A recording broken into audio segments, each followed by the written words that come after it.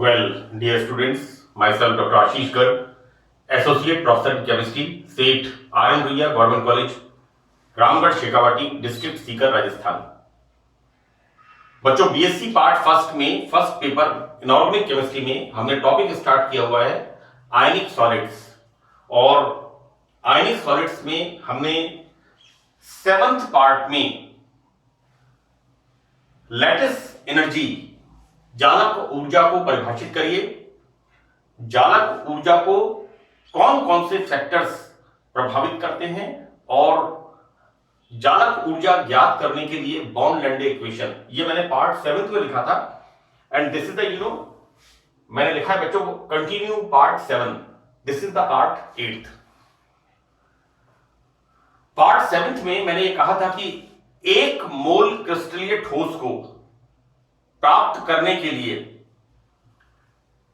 जब धनायन और ऋणायन, गैसीय धनायन और ऋणायन एक दूसरे के पास आते हैं तो जो ऊर्जा उत्पन्न होती है उसे हमने जालक ऊर्जा कहा था।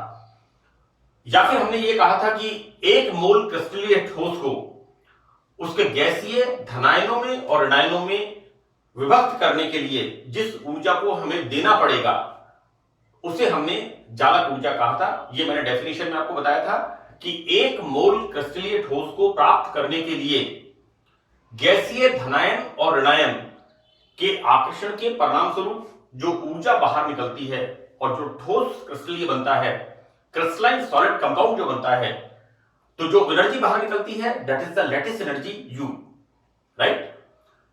मैंने बच्चों लास्ट में 7th लेक्चर के लास्ट में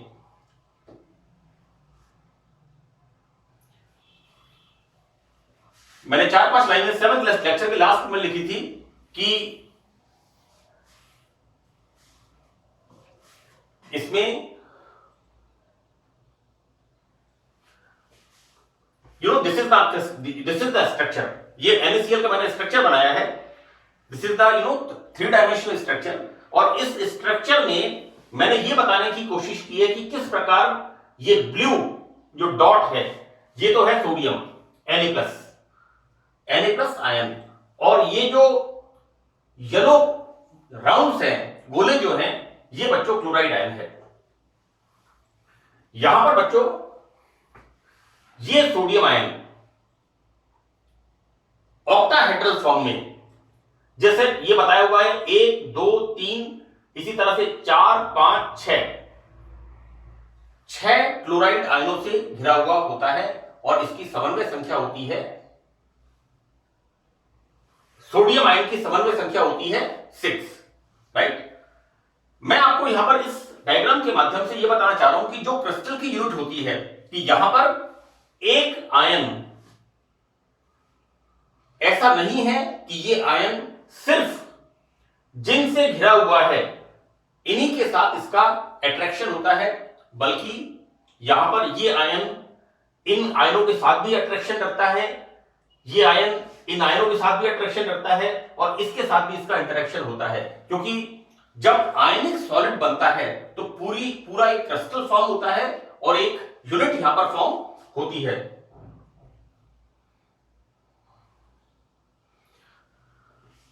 तो बच्चों होता यह है कि एक आयनिक क्रिस्टल में किसी आयन पर उपस्थित आवेश केवल उन आयनों के कारण नहीं होता जो कि इसको घेरे हुए हैं, बल्कि जो दूर होते हैं उनका भी इसमें क्रिस्टल को फॉर्म करने में योगदान होता है। हम देखेंगे बच्चों यहां पर कि NaCl की संरचना में Na+Cl- आयनों को निम्न प्रकार दर्शाते हैं। देखो बेटा, ये मैंने आपको बताया है कि किस तरह से, सपोज करिए हम इसकी बात करते हैं, राइट। ये Na+, अब यहां पर आप देखिए ये Na+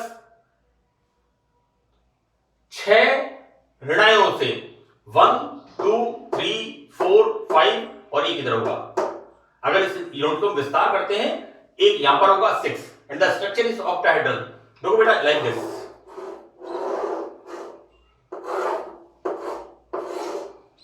इस तरह से एक यहां पर होगा। अगर हम इस यूनिट को आगे बढ़ाते हैं देन लाइक दिस, ये स्ट्रक्चर यहां पर फॉर्म होगा। This is the octahedral. इसी तरह से बच्चों हमने यहां पर इस आयन को बेस मान करके कि NaCl की संरचना में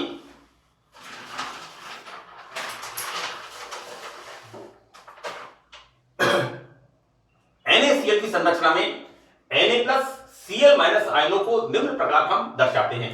बच्चों ये मैंने एक NaCl के स्ट्रक्चर को मैंने इस तरह से इसमें दिखाया है कि यहां पर इस संरचना में प्रत्येक सोडियम आयन R दूरी पर, बच्चों देखिए R distance, this is the R distance, this is the this is the R distance, मैं लिखा है R डिस्टेंस। मैं एक बार फिर आपको बता दूं कि हम सपोज करिए हम इसको मानते हैं, यहां पर हमने कोऑर्डिनेशन नंबर कितना माना है NaCl का, सोडियम मेटल का 6, यानी सोडियम मेटल सोडियम धनायन 6 क्लोराइड ऋणायनों से घिरा हुआ होता है। बच्चों देखिए 1 2 3 4 5, और अगर हम इस यूनिट का विस्तार करते हैं तो दिस इज द 6th। यहां पर एक और होता, दिस इज द, हम इस यूनिट को अगर इसको एक्सपेंड करते हैं तो बच्चों यहां पर इसका 6th वन, राइट। यहां पर ये सोडियम आयन R डिस्टेंस पर, ये R डिस्टेंस बच्चों, सी this is the R distance, this is the R distance, this is the R distance, fine. तो बच्चों यहां पर R दूरी पर 6 क्लोराइड आयनों से घिरा हुआ होता है।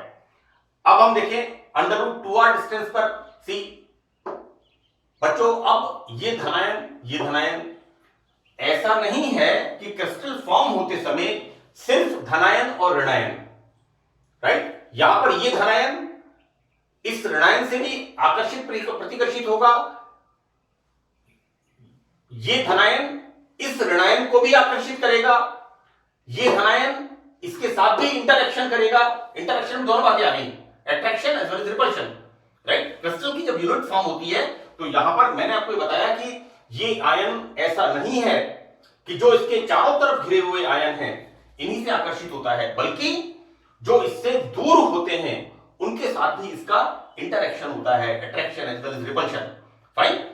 तो बच्चों हम क्या देखते हैं यहां पर कि 2R दूरी पर, तो this is this is the 2R distance, ये 2R दूरी पर 12 सोडियम आयनों से घिरा हुआ है। This ion is surrounded by 12 sodium ions √2R distance, right. Now √3R distance, C this is the distance, ये हो गया ऋणायन। बच्चों देखिए यहां पर √3R दूरी पर 8 क्लोराइड आयनों से ये चारों तरफ से घिरा हुआ है। उसके बाद √4R डिस्टेंस, सी मैंने इसे 4R नहीं लिखा है, 5R, like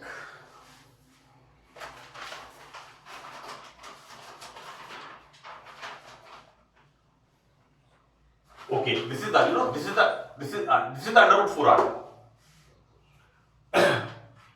fine, but √3R distance पर 8 क्लोराइड आयनों से घिरा हुआ है, राइट। नाउ √4R या 2R, जो दिस इज द डिस्टेंस, ये धनायन √4R या 2R डिस्टेंस पर 6 सोडियम एटम्स, ये धनायन 6 सोडियम आयनों से घिरा हुआ है। बच्चों दिस इज द इसको आपको इमेजिन करना पड़ेगा, है ना, 3D स्ट्रक्चर है, इसमें आपको चारों तरफ इसको इमेजिन करना पड़ेगा, ये संख्या आपको याद करनी पड़ेगी, राइट।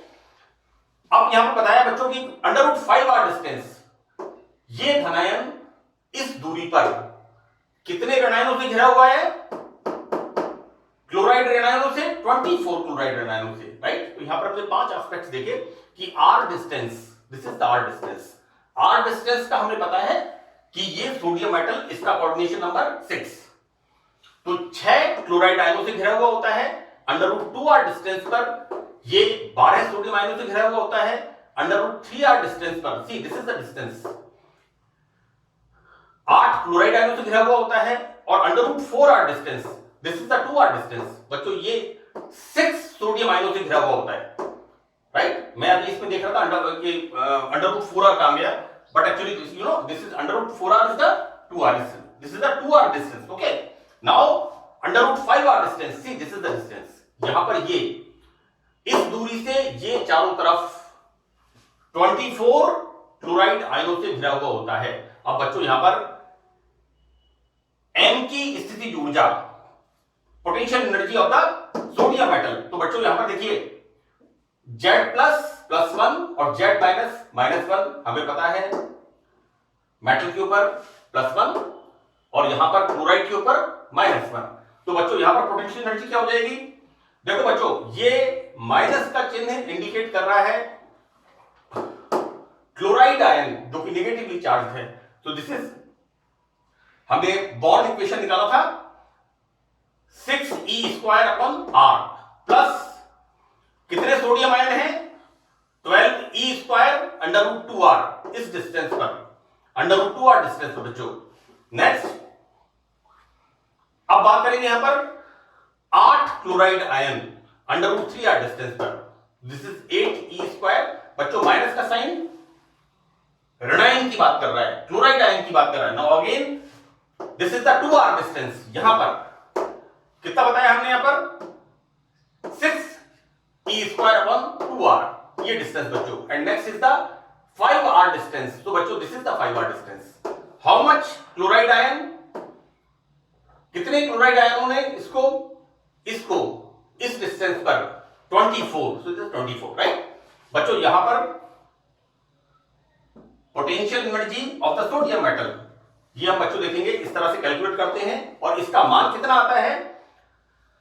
इसका मान आता है 1.747558। मैंने इसको याद किया हुआ इस मान को कि जो पोटेंशियल एनर्जी का मान सोडियम मेटल के लिए आता है, that is the Madelung constant. This Madelung constant is 1.747558। ये मैंने याद किया हुआ है, आप भी इसको याद कर लीजिए। 74, 75, 58 1 आप जब इसका मान निकालेंगे बच्चों, यहां पर आपको ये आपको याद करना पड़ेगा कि यहां पर 6 ऋणायनों से घिरा हुआ ये धनायन अपने चारों तरफ 6 ऋणायनों से, बच्चों नेगेटिव साइन, 6 ऋणायनों से घिरा हुआ है, राइट।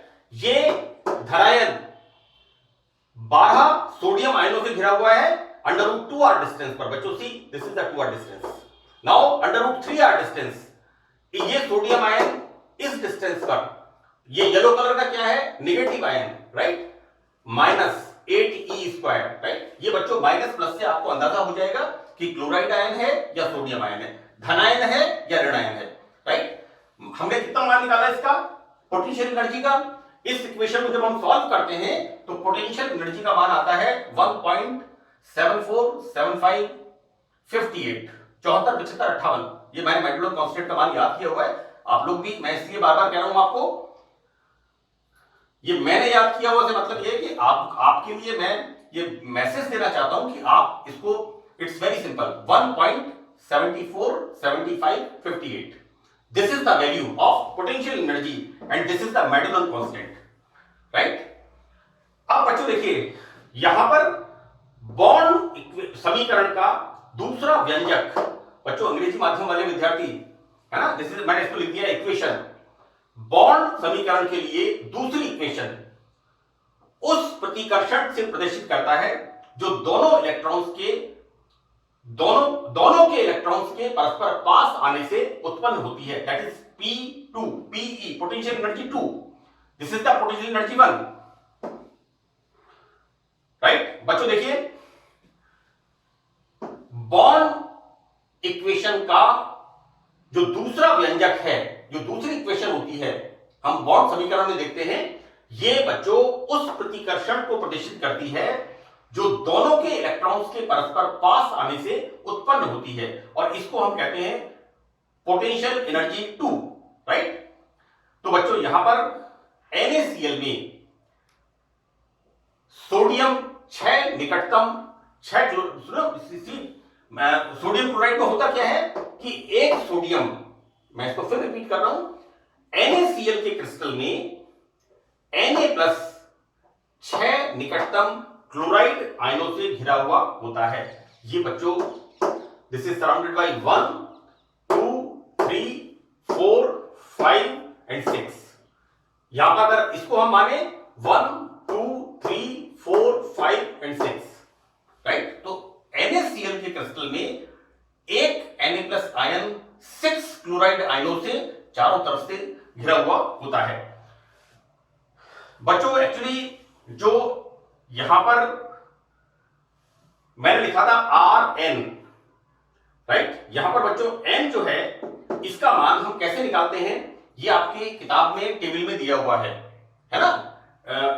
यहां पर Na+ के लिए, क्योंकि Na+ का सोडियम मेटल में इलेक्ट्रॉन्स का अरेंजमेंट क्या होता है 2 8 1, और यहां पर क्या बनता है Na+, मतलब एक इलेक्ट्रॉन यहां पर बाहर निकलता है, तो इलेक्ट्रॉनिक अरेंजमेंट क्या होगा 2 8, और 2 8 इलेक्ट्रॉनिक अरेंजमेंट किसका होता है नियोन का। तो नियोन विन्यास के लिए n का मान, right, n is the bond exponent, मैंने लिखा था इसके अंदर है ना, और यहां पर इसका मान होता है 7, और Cl माइनस का मतलब क्या हो गया 2 8 8, क्योंकि Cl एटम में इलेक्ट्रॉन्स कितने होते हैं 2 8 7, और एक इलेक्ट्रॉन जो सोडियम त्यागता है उसको क्लोरीन का परमाणु एक्सेप्ट करता है और क्या बनता है क्लोराइड Cl माइनस, राइट। तो यहां पर Cl माइनस का इलेक्ट्रॉनिक अरेंजमेंट कितना हो गया 2 8 8। बच्चों मैंने फर्स्ट लेक्चर में इसको लिख के बताया है ना। वैसे ये बहुत एलिमेंट्री चीज है, हम इसको 8वीं 9वीं क्लास के अंदर पढ़ते हैं। तो आर्गन के विन्यास के लिए n का मान कितना हो गया 9, राइट। तो बच्चों यहां पर सोडियम क्लोराइड के लिए बॉन्ड एक्सपोनेंट n बराबर this is the 8, 7 + 9 upon 2 is the 8। तो by see this is the R8, जो हमारी बॉन्ड की जो इक्वेशन थी, मैंने आपको जो प्रतिकर्षण के लिए बॉन्ड की इक्वेशन पार्ट 7 में बताई थी उसका मैं बता रहा हूं बच्चों। यहां पर 6Be², 6 क्या इंडिकेट कर रहा है यहां पर सोडियम 6 क्लोराइड आयनों से चारों तरफ से घिरा हुआ होता है, and this is R8। So that यहां पर हम मान इसका रखते हैं बच्चों Pe बराबर, दिस इज फॉर द, ये अट्रैक्शन के लिए है, this is for the attraction. मैंने बच्चों पार्ट 7 के अंदर लिखा था अट्रैक्शन प्लस रिपल्शन, नीचे लिखा था मैंने इक्वेशन में। तो बच्चों यहां पर हम क्या निकालते हैं स्थितिज ऊर्जा, potential energy, that is AE²Z² upon R0 plus 6, this is the equation 6Be² upon Rn। बच्चों यहां पर R के सापेक्ष स्थितिज ऊर्जा को डिफरेंशिएट करने पर, अवकलित करने पर और शून्य तक इक्वेट करने पर this is the equation, you know, ये इक्वेशन हमें मिलती है बच्चों, राइट। नाउ जब हम इस इक्वेशन को सॉल्व करते हैं, ये डिफरेंशिएट करते हैं एंड देन इक्वेट करते हैं, then we got this equation. मैंने इसको डायरेक्ट लिख दिया बच्चों, क्योंकि बीएससी पार्ट फर्स्ट के अंदर ये, अगर आप लोग केमिस्ट्री में, फिजिकल केमिस्ट्री में आप करेंगे इसको, तो ये इट्स ए डेरिवेशन है इसका, लेकिन इस डेरिवेशन को कट शॉर्ट कर दिया है यहां पर, इसको सीधा सॉल्व करके कि हम इसको डिफरेंशिएट करते हैं और शून्य तक इक्वेट करते हैं, तो इस समीकरण से हमें क्या मिलता है, this is the equation, right. अब बच्चों देखिए यहां पर हम b का मान हम क्या रखते हैं R0n-1 अपॉन n। बच्चों यहां b का मान समीकरण 2 में, this is the equation 2, right. तो बच्चों यहां पर ये b का मान इस इक्वेशन 2 के अंदर मैंने रेड से लिखा हुआ है यहां पर, है ना, b का मान रखते हैं यहां पर, तो हमें क्या मिलता है, we got this equation P0 potential energy, total potential energy, right. ये कितना मिलता है हमें, ये हमें मिलता है बच्चों। यहां पर हम इसका मान, b का मान यहां पर रखेंगे इस जगह पर, और हमें ये इक्वेशन मिलती है, राइट। अब बच्चों देखिए इस समीकरण का उपयोग जालक ऊर्जा का ज्ञात करने के लिए होता है। तो बच्चों यहां पर जालक ऊर्जा, जो ऊर्जा बाहर निकलती है वो क्या निकलती, कितने निकलती है, दैट इज Pe0, और n क्या है यहां पर, इज द अवोगाड्रो संख्या। यहां पर लैटिस एनर्जी U0 बराबर minus Pe0, n is the Avogadro number, right. बच्चों यहां पर हम जब इसमें मान रखते हैं इसका, इसके अंदर Pe का मान रखते हैं, जालक ऊर्जा जो निकलती है उस पे जब हम यहां पर इसका मान ये वाला, तो हमें ये इक्वेशन मिलता है। और बच्चों दिस इज द, ये जो इक्वेशन है, ये इक्वेशन हमारी होती है बॉर्न लैंडे इक्वेशन, जिससे हम किसी भी क्रिस्टल लैटिस के लिए जालक ऊर्जा का मान ज्ञात कर सकते हैं। बच्चों इसको मैंने बहुत सिंपल तरीके से लिखने की कोशिश की है, और यहां पर ये डायग्राम मैंने बहुत प्रिसाइसली इसको बनाया है, मुझे काफी टाइम लगा है, लेकिन it's a perfect diagram to show. यहां पर आप बता सकते हैं कि अंडर रूट r डिस्टेंस पर ये कौन से हैं, सोडियम, ब्लू डॉटेड आयन कौन सा है, sodium ion, and yellow rounds कौन से वाले हैं, क्लोराइड आयन। ये आपको बच्चों याद करने हैं थोड़ा सा, क्योंकि इसको हम 3 डायमेंशन में चारों तरफ दिखा नहीं सकते, है ना, लेकिन सिर्फ हम इसको, मैंने ये बता दिया है कि कितना कितने आयंस के द्वारा ये सोडियम आयन इस डिस्टेंस पर कितने क्लोराइड आयनों से घिरा हुआ है, यहां पर ये 3r डिस्टेंस पर कितने क्लोराइड आयनों से घिरा हुआ है, यहां पर ये 2r डिस्टेंस पर, अंडर रूट 2r डिस्टेंस पर कितने, ये सोडियम आयन कितने धन आयनों से घिरा हुआ है, ये हमने बच्चों यहां इंडिकेट किया है। तो इस प्रकार हमें लास्ट में यहां पर बॉर्न लैंडे इक्वेशन मिलता है, जिससे हम किसी भी क्रिस्टल जालक के लिए लैटिस ऊर्जा की गणना कर सकते हैं। नाउ यहां पर बच्चों जालक ऊर्जा को प्रभावित करने वाले कारक कौन कौन से फैक्टर्स हैं जो लैटिस एनर्जी को इफेक्ट करते हैं। देखो बच्चों, मैंने आपको पहले बताया कि हम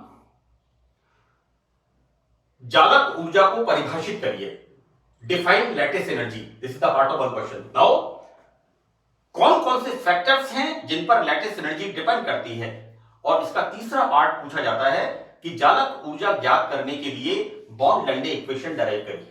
तो this is the born Landé equation. बच्चों 7th पार्ट और 8th पार्ट ये बहुत इंपॉर्टेंट पार्ट है और बहुत ही स्कोरिंग पार्ट है, आपके पूरे नंबर मिलेंगे इसके अंदर, कहीं कोई कटने की संभावना नहीं है। तो बच्चों कौन कौन से फैक्टर्स लैटिस एनर्जी को प्रभावित करते हैं। सबसे पहला आयनिक आवेश, राइट। यहां पर देखो बेटा, जालक ऊर्जा is directly proportional to Z square.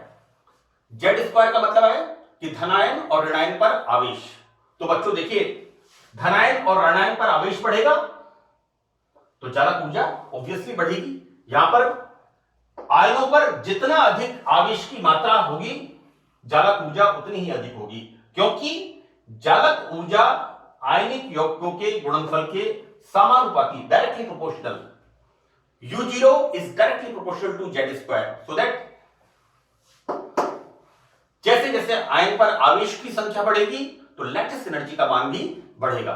Now the second point, आयनिक त्रिज्या। देखो बच्चों ऐसा है, lattice energy is inversely proportional to 1 upon आयनिक रेडियस, राइट। आयनिक रेडियस बढ़ेगी तो लैटिस एनर्जी कम होगी, आयनिक रेडियस कम होगी तो लैटिस एनर्जी बढ़ेगी, क्योंकि बॉन्ड की स्ट्रेंथ बढ़ेगी। यहां पर देखो बेटा, आयनिक रेडियस बढ़ेगी, है ना। दो मोटे मोटे आदमी अगर होंगे ना तो उनकी पकड़ मजबूत नहीं होगी, लेकिन दो अगर 50 किलो के आदमी होंगे और वो पानी में बह रहे होंगे तो एक दूसरे को कस के पकड़ लेंगे। लेकिन अगर 120 किलो के दो आदमी बह रहे होंगे तो वो एक दूसरे को नहीं पकड़ पाएंगे, राइट। इसलिए बहुत इंपॉर्टेंट चीज क्या है, अगर आयन का साइज छोटा होगा तो आयनिक बॉन्ड स्ट्रॉन्गर होगा। तो बच्चों यहां पर धनायन व ऋणायन की त्रिज्याओं का योग अंतरा आयनी दूरी R0 के बराबर होता है। इसलिए बच्चों यहां पर आयनिक त्रिज्या बढ़ने पर जालक ऊर्जा कम होती है। आयनिक त्रिज्या का मतलब है अगर मोटापा बढ़ता है तो पकड़ कम होती है, राइट। 60 किलो का 50 किलो का आदमी अगर पानी में बाढ़ में बह रहा है तो एक दूसरे को कस के पकड़ लेंगे, लेकिन अगर 120 किलो के दो बह रहे हैं तो एक दूसरे को नहीं पकड़ पाएंगे। बहुत सिंपल सी बात है।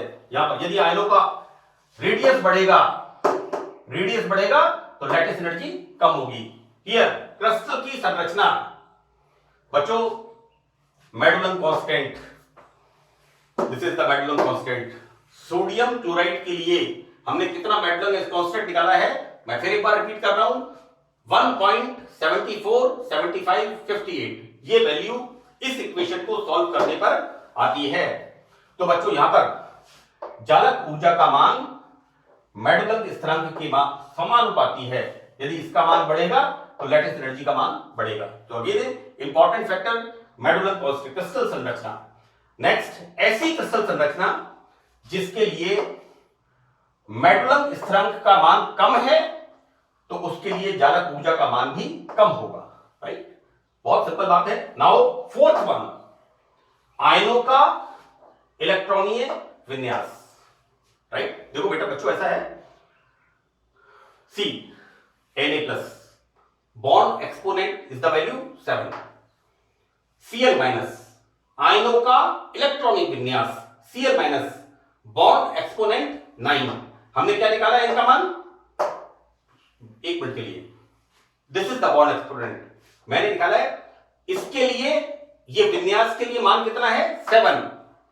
क्लोराइड के लिए आर्गन विन्यास के लिए मान कितना है? 9 and value of bond exponent is 8। तो बच्चों देखिए यहां पर कि बॉन्ड एक्सपोनेंट n का मान इलेक्ट्रॉनिक विन्यास पर निर्भर करता है, राइट। ये किस इनर्ट गैस स्ट्रक्चर के नजदीक है उस पर डिपेंड करेगा बॉन्ड एक्सपोनेंट का मान। तो बच्चों आयन के बढ़ते इलेक्ट्रॉनीय विन्यास से n का मान बढ़ता जाता है, अतः n के बढ़ते हुए मान के साथ साथ जालक ऊर्जा का मान भी बढ़ता जाता है। बच्चों जैसे जैसे यहां पर, जैसे हमने लिखा है यहां पर Rn, यहां पर हमने लिखा है 8, और जैसे जैसे यहां पर इसका मान बढ़ता जाएगा वैसे वैसे यहां पर जालक ऊर्जा का मान भी बढ़ता जाएगा। तो these are the 4 factors which affect lattice energy.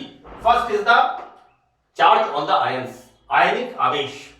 Second, ionic radii. Third, crystal structure. And the fourth one, electronic configuration of the ions. So these 4 factors which affects lattice energy. तो बच्चों ये this is the bond length equation। मेरी आपसे एक request है बच्चों, कम से कम 4-5 बार इस चित्र को आप बनाइए रैंडम, बहुत आसानी से आपको याद हो जाएगा। क्योंकि मैंने इसमें कोशिश की है, 1-2 जगह बुक्स में मैंने देखा था कहीं पर थोड़ा सा गड़बड़ था, तो ऑल्दो बुक्स बहुत अच्छी हैं, बुक्स से अच्छा तो कोई हो ही नहीं सकता, लेकिन बच्चों ये this diagram is perfect, right. मैंने बहुत मेहनत करके इसको बनाया है और मुझे उम्मीद है आपको इसका फायदा मिलेगा। So that's all in this lecture, thank you.